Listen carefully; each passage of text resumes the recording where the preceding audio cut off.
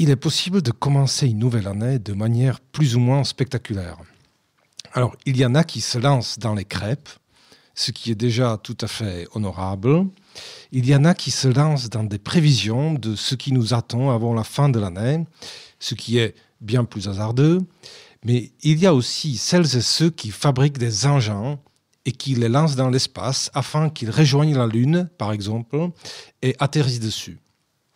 Et ça, c'est une ambition qui force le respect et qui attire l'attention des spectateurs du monde entier. Ainsi donc, en qualité de spectateur des choses spectaculaires de ce monde, j'ai pu, moi aussi, apprendre qu'un tel engin avait été conçu et lancé récemment, pas plus tard que la semaine dernière.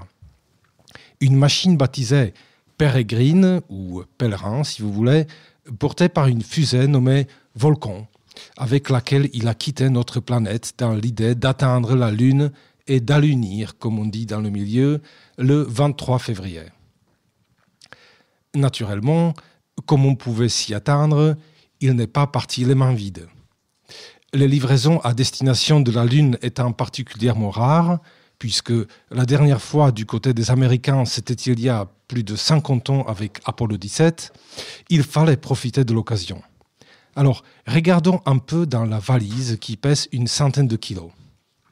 On y trouve un certain nombre d'appareils scientifiques pour explorer la surface lunaire, d'accord, mais aussi des choses plus étonnantes, comme par exemple un morceau de Mont Everest, une canette de boisson énergisante, un bitcoin physique, des voitures mexicaines miniatures, ainsi que plusieurs dizaines de capsules contenant des cendres et des échantillons ADN de personnes décédées ou vivantes, plus ou moins célèbres, comme par exemple Gene Roddenberry, le créateur de Star Trek.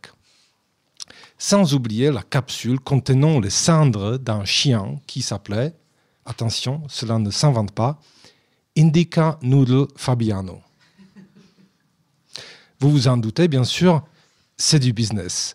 Ça s'appelle un vol spatial commémoratif et il faut compter environ $10 000 la capsule. Soit déposée sur la surface lunaire, soit relâchée librement dans l'espace pour y flotter jusqu'au prochain Big Bang. C'est comme vous préférez. Les prestations et les tarifs astronomiques en vigueur sont consultables en ligne. Voici donc la technique la plus pointue au service du symbolique, et même, disons, au service du religieux.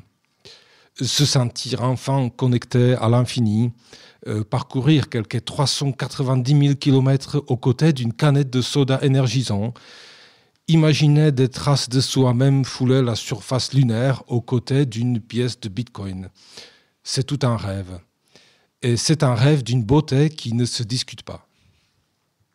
Quoique, justement, en l'occurrence, ça se discute. Pour la nation amérindienne des Navajos, relâcher des cendres humaines sur la Lune représente une profanation d'un corps céleste sacré. Une protestation qui n'a pas vraiment abouti, à ce qu'il semble, puisqu'elle est arrivée un peu trop tard sur le bureau de la direction. Hélas, les choses ne se passent pas toujours comme prévu. Et il est arrivé à Peregrine ce qui arrive un jour ou l'autre à chacun et chacune d'entre nous. Un problème technique. Et oui, quelques heures à peine après le décollage, un truc n'a pas marché comme prévu. Un bidule. Un bidule qui a probablement déconné, ce qui a eu pour conséquence d'entraver le voyage et d'obliger les organisateurs à faire demi-tour. Ainsi donc, en ce moment même, le véhicule défectueux se dirige vers la Terre et se consumera inévitablement au moment d'entrer dans l'atmosphère. Ceci dit, restons prudents malgré tout. L'univers est plein de vicissitudes et d'imprévus de toutes sortes.